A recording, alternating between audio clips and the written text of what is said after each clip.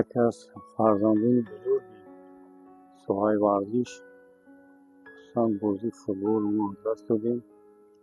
بازیگری عالی بود، مربی با تجربه، استاد برادر ستاره فوتبال تاجیک.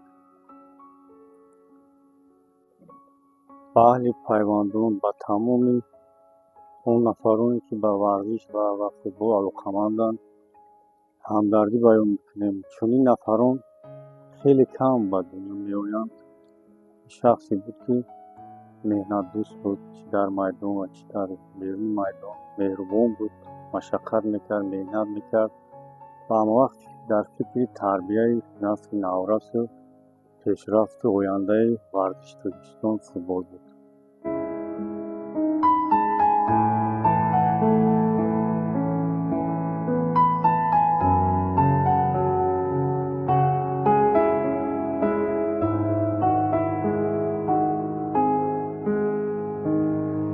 مربی خوب بود، بازیگر بهترین بود، در وقتی شورای بازی میکرد. مربی خوب بود، در تیم ملی تاجیکستان یک جور بودیم، در دسته اسکول یک جور بودیم. مربی خیلی خوب بود. اون بار که بازیگر بهترین در بازی پامیر و من در بازی اسپارتاک گل زد همونجا.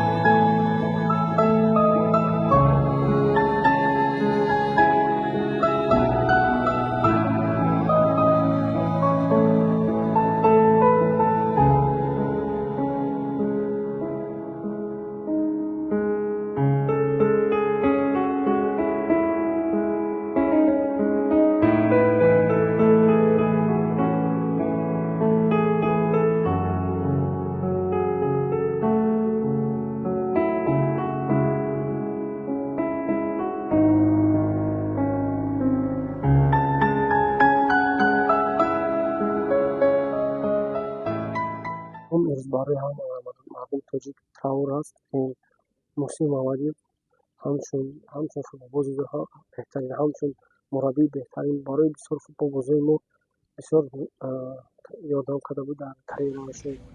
ما فکر میکنم که این خیلی مربی ها، این خیلی انسان ها کم از در خودمون.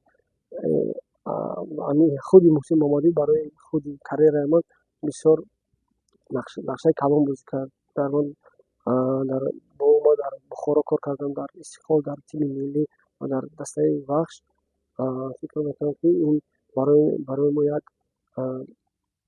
یک چیز علام‌آور است.